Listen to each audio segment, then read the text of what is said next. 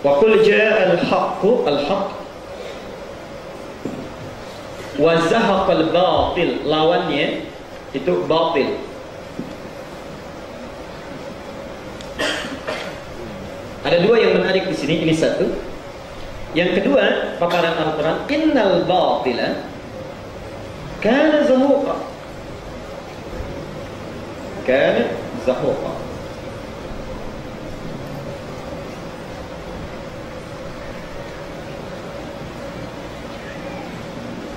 Perhatikan yang pertama ini, al-haq bersanding dengan al-batil dan menjadi lawan. Ini memberikan pesan kepada kita bahwa ada sifat-sifat tertentu yang berlawanan, ya, yang sampai kapanpun tidak akan pernah menyatu. Tidak akan pernah menyatu, ya. Bisa di Quran, iman lawannya kufur, malaikat lawannya syaitan, ya. Subhanallah, hak lawannya batil, ini tidak akan pernah menyatu, ya. Jadi sepanjang ada al-haq, begini cara memahaminya. Sepanjang ada al-haq yang benar, ya, pasti ada lawannya yang salah. Ya. Jujur pasti punya lawan bohong. Sepanjang ada orang jujur pasti ada yang bohong gitu. Ya. Bohong itu dilatih untuk melatih kita, dimunculkan bohong untuk melatih supaya kejujuran itu muncul. Begitu cara membacanya, ya. Di sepanjang ada yang hak pasti lawannya ada batil. Nah. Sekarang lihat cara memahaminya. Lihat cara memahaminya. Batil ini lawannya al-haq. Cara memahami yang pertama, batil ini dibuat oleh Allah bukan ingin menjadikan orang bermaksiat. Batil itu yang dilarang-dilarang, ya, yang berlawanan dengan kebenaran. Bohong itu batil, mencuri itu batil, gosip itu batil, ya. Itu tidak disukai. Batil itu sifatnya, maksudnya yang membatalkan pahala. Ya. Batil itu kan batal. Batal itu dari bahasa Arab. Batala yabtulu batalan fahuwa batilun. Ini yang membatalkan, menghilangkan. Tadinya harus yang punya pahala melakukan perbuatan ini, gugur pahalanya, diingkari, yang datang cuma dosa. Karena itulah Bapak Ibu sekalian, perhatikan sini. Rumus memahami al-haq dan batil itu, pertama, batil ini tidak diciptakan oleh Allah kecuali untuk menguji kita dalam rangka memunculkan yang hak. Misal, yang hak itu jujur. Lawannya apa batil? Lawan jujur bohong. Bohong ini dicipta bukan ingin menjadikan kita pembohong, bukan, ya. Bukan ingin menjadikan manusia pembohong, tapi untuk melatih supaya kejujuran ini muncul. Sabar misalnya, lawan yang paling mudah marah. Marah dibuat bukan untuk menjadikan kita pemarah, bukan, tapi melatih supaya kesabaran itu muncul, ya. Jadi ketika antum menemukan sifat batil, segera lahirkan lawannya yang baik, ya. Jadi ketika misal kita punya rasa saat ini, ya Allah, kok saya pemarah, ya. Itu tandanya ketika datang sifat marah, Allah ingin melatih supaya kesabaran kita meningkat. Begitu sifat marah akan hadir, cepat tekan, munculkan sabar, munculkan sabar. Allah menginginkan pahala, ya. Sebelum lahir dalam wujud perilaku, ya. Jadi ada dalam bentuk sifat dulu, ada dalam bentuk perilaku. Kalau sudah muncul dalam bentuk perilaku, yaitu, ya, pukul, tendang, macam-macam, ya, mencuri, merampok, ghibah, ya, kemudian membicarakan yang buruk, mendengar yang tidak baik, ini cara memahaminya. Yang kedua, pelan-pelan saya tegaskan kembali bagi yang baru bergabung, batil dengan hak cara memahaminya. Batil diciptakan untuk melatih, kalau dalam bahasa kimia itu katalis, ya. Luruskan saya kalau keliru, ya. Untuk memancing supaya yang ini naik nih, yang hak itu naik, ya. Karena kalau nggak ada batil nggak ketahuan yang haknya itu, ya. Tapi bukan ingin menjerumuskan kita berlaku maksiat, ya. Karena itu pada yang batil muncul kecaman-kecamannya. Jangan lakukan, jangan dekati zina, ya, zina, jangan berbohong, jangan mencuri, jangan curang, ya. Karena ini nggak boleh dilakukan, cuma sekedar mancing saja supaya yang baik itu naik, ya. Oke. Yang kedua, karena langsung oleh Quran disebutkan, wa qul ja'al haqq wa zahaqal batil, ya. Muncul yang baik, kemudian yang batil akan tenggelam. Ini memberikan kesan bahwa hati-hati cara memahaminya. Lawan dari al-haq itu batil tidak akan pernah menyatu, tidak akan pernah menyatu. Nah, bahasa tidak menyatu ini memberikan konsekuensi. Kalau orang sudah benar perilakunya, cara dia bertutur, cara berperilaku, cara kehidupannya benar, pasti tidak akan suka dengan yang batil. Saya ulang, ya, dia cara memahaminya. Kalau orang hidupnya sudah bersama yang hak, tidak akan senang pada yang batil, karena nggak akan pernah nyatu. Tidak akan bersatu pada diri manusia hak dengan batil.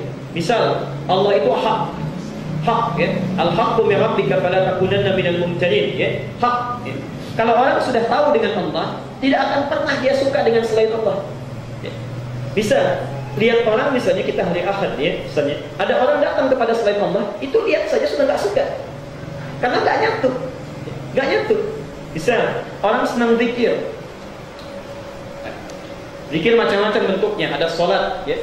Tingkat zikir yang paling tinggi itu sholat, ya. Di Thaha ayat 14 itu, aqimis sholata li dzikri, jadikan sholat untuk zikir kepadaku, puncak tertingginya, ya.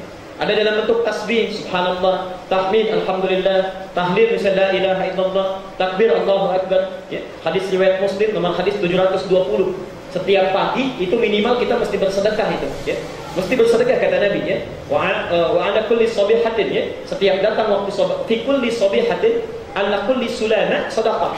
Setiap datang pagi, sendi-sendi kita yang 360 itu mesti bersedekah. Mesti bersedekah, ya. Nanti kita bahas lebih rinci, ya. Bisa dengan baca subhanallah, alhamdulillah, Allahu akbar, ya. Tahlil.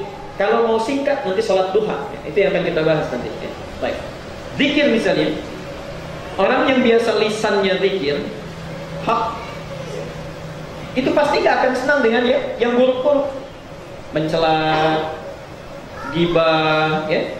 Bahasa kininya gosip, ya. Jadi kalau orang sudah senang dengan zikir yang hak, yang ini tidak akan masuk.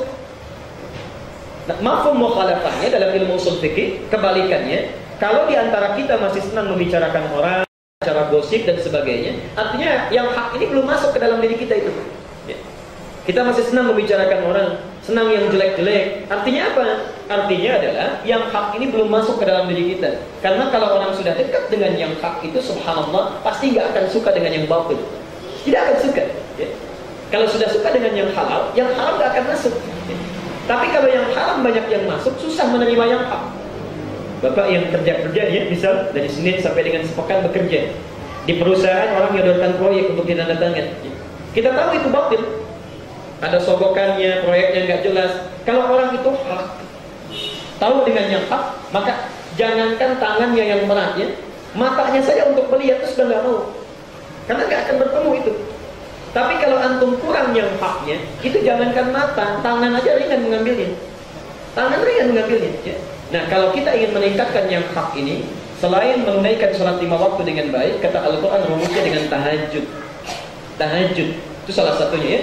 Di tahajud itu bisa memberikan 4 keutamaan plus menghadirkan sifat hak dalam diri kita, ya. Artinya selalu lekat dengan kebenaran, kebaikan. Ada benteng itu, ya.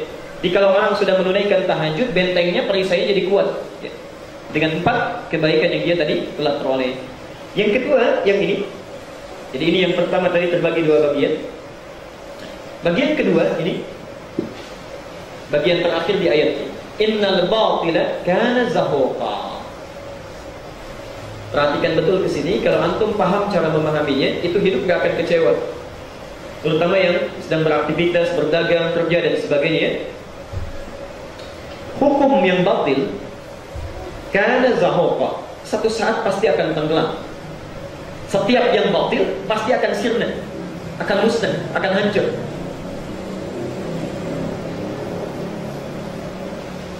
Setiap yang batil satu saat akan sirna, musnah, hancur. Dan pakai inna di depannya. Ingat betul pesan saya, kalau di Quran itu satu ayat diawali dengan inna, itu artinya meyakinkan pada yang ragu. Jangan ragu, mesti yakin, ya. Karena itu disebut dengan harfu taukid, harfu taukidin wa nasbin, ya. Mabniun 'alal fathi la mahalla lahu min al-i'rab, ya. Dalam rumus i'rabnya, huruf yang menunjukkan kepada kepastian yang harus diyakini. Jangan sekali-kali ragu, ya. Nah, kenapa di akhir paragraf ini atau di akhir ayat ini, ya, Allah memberikan kalimat innal batila kana zahuqa? Karena kadang satu saat kita biasanya mengalami satu peristiwa, ya. Kita lihat kenapa kok ini mesti terjadi yang jelek-jelek, ya. Kenapa mesti menimpa saya dan sebagainya, ya. Kita sudah jalannya bagus, modalnya baik, kerjaannya bagus, ya. Tiba-tiba ada orang usil misalnya, ya. Jadi kita terjerembab di dalamnya, melakukan hal yang misalnya cenderung tidak baik dan sebagainya, ya, di awal-awal. Orang lain melakukan, kita tidak, tapi kebaikan kita diambil oleh orang lain. Nah, saat mendapatkan situasi seperti itu, Allah menyampaikan kepada kita, sabar aja, yang jelek itu suatu saat akan hilang juga kok. Yang paling gampang gini, kerja, sudah keluar modal, sudah kerja keras dan sebagainya, tiba-tiba ditipu orang, hasilnya diambil orang. Hasilnya diambil orang. Orang yang tidak siap biasanya, subhanallah, kadang mengeluh, kecewa, gak mau makan, tidak sedikit yang bunuh diri, dikuatkan oleh Allah. Innal batila, untuk apa mengeluh? Sabar, kamu sedang diuji, kamu ikhtiar saja, Begitu kamu ikhtiar, Allah berikan jalan keluar. Nah, harus diyakini yang jelek itu suatu saat akan sirna. Kalau nggak sekarang, besok. Kalau bukan kamu yang dapatkan, cucu kamu yang akan meraihnya. Kalau bukan di dunia, di akhirat akan didapatkan. Jadi hukum yang jelek-jelek itu nggak usah direpotkan. Satu saat akan hilang dengan sendirinya.